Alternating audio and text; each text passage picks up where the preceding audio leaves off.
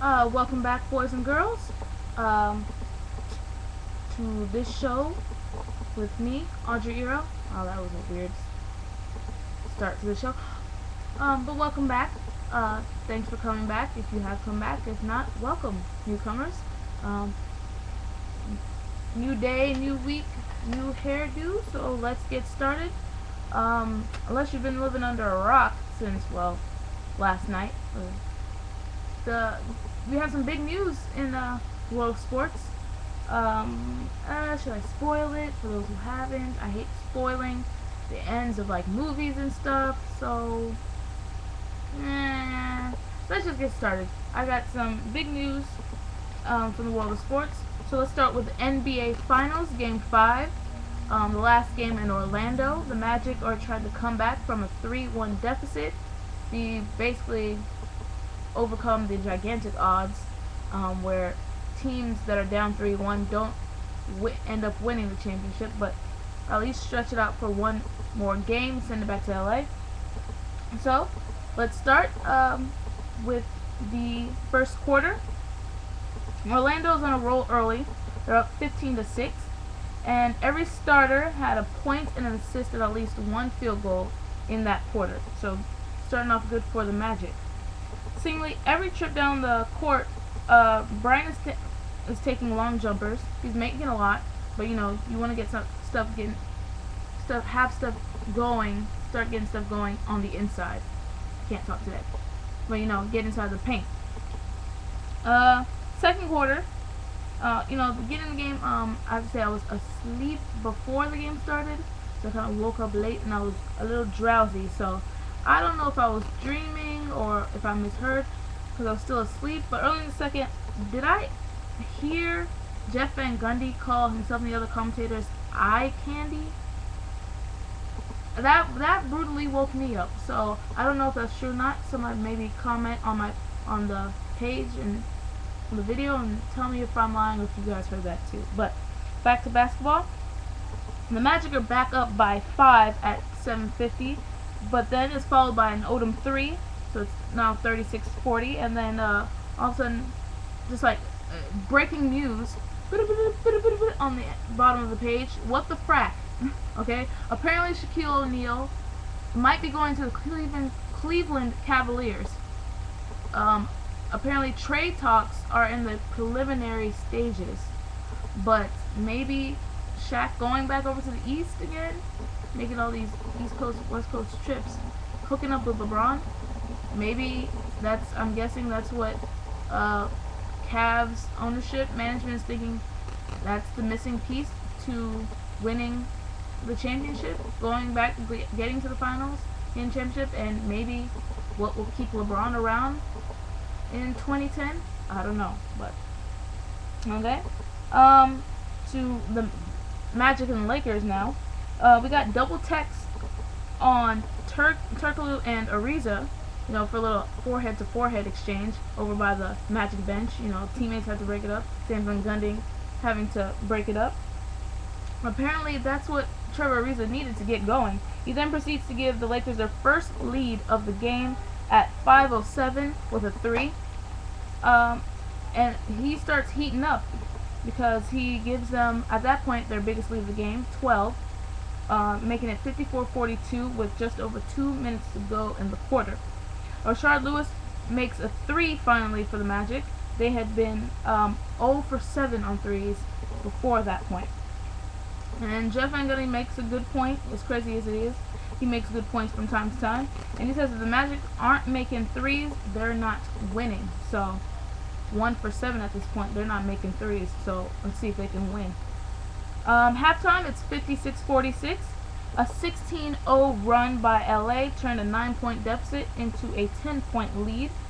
There was 8 turnovers for the Magic, so not doing a good job cutting down those turnovers, which I'm pretty sure last time I said was going to be a key for them. Howard had 9 points, Brian had 15 points, and was 5 for 11 from the field. And Magic Johnson's suit is very, very shiny. Maybe a little bit too shiny.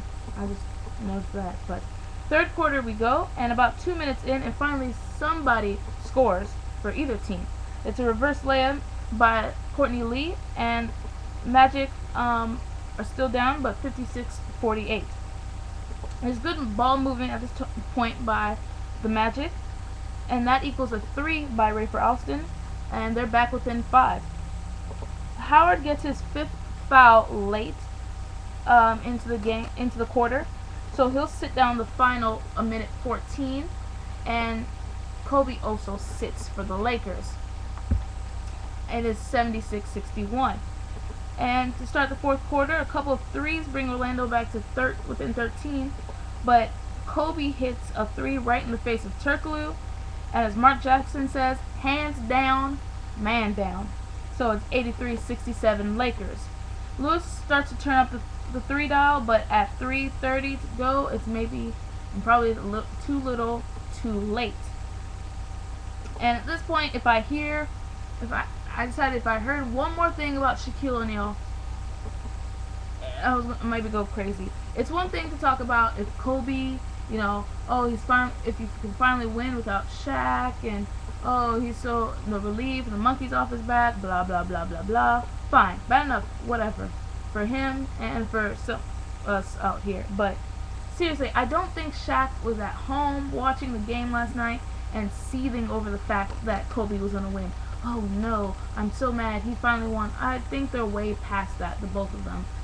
And to further proof, after the game, Shaq updated his Twitter page congratulating Kobe, saying that he deserved it, hard work, giving props to former coach Phil Jackson. So say what you will, but I think they're a lot more past it than maybe a lot of us out here on the outside looking in are. So, but at that point, it's finally over. The Lakers win 99-86. Kobe Bryant had 30 points, 6 rebounds, 5 assists, and 4 blocks. Paul Gasol had 14 points, 15 rebounds, and 4 blocks. And Lamar Odom had 17 points and 10 rebounds. Dwight Howard had 11 points and 10 rebounds. Rashard Lewis had 18 points and 10 rebounds. And Turkoglu had 12 points and was 4 of 8. This is the 15th NBA championship and 30 finals appearances for the Los Angeles Lakers franchise. Phil Jackson now surpasses the great Red Auerbach as the winningest championship coach of all time with 10 Larry O'Brien trophies, and was donning a quite spiffy yellow Roman numeral 10 cap that his kids made him. So I thought that was pretty cool. I was surprised to hear that his kids made him. I liked it. But for Derek Fisher and Kobe Bryant, it is their 4th ring, all of them which were together. Number 24 is named the newly named Bill Russell and Finals MVP. He averaged 32.4 points, 5.6 rebounds, and 7.4 assists. He had 8 assists every other game leading up to this one. We only had like 5. What did I say? 5, 6 last night. So it dipped down a little. Didn't get 7 straight to pass Magic Johnson, but that's okay. He still won and is MVP. Well, he had that in the 5 games. So a lot of conversation, of course.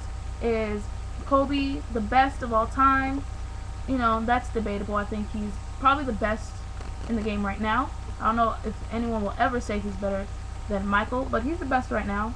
Phil Jackson, I like to think that he's Red Auerbach was of course great.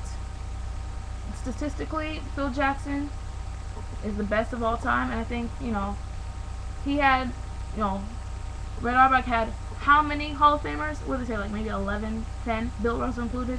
Phil Jackson had his Hall of Famers, but he worked with a lot of just regular run-of-the-mill, like secondary kind of role players who worked hard and were able to be great supporting cast and meld all those personalities together. So Kobe the best of this time, yes. Of this generation, yes. Phil the best of all time, I think you can definitely say yes, stamp on that. So NBA traditionalists, basketball traditionalists, maybe not. Is Phil the best in all pro sports ever? I think he's definitely up there. I don't know about ever. It's hard to kind of, do it across all the sports, but he has 10 championships, which is more than any other coach in all professional sports. So, with that, we're going to get into other sports news.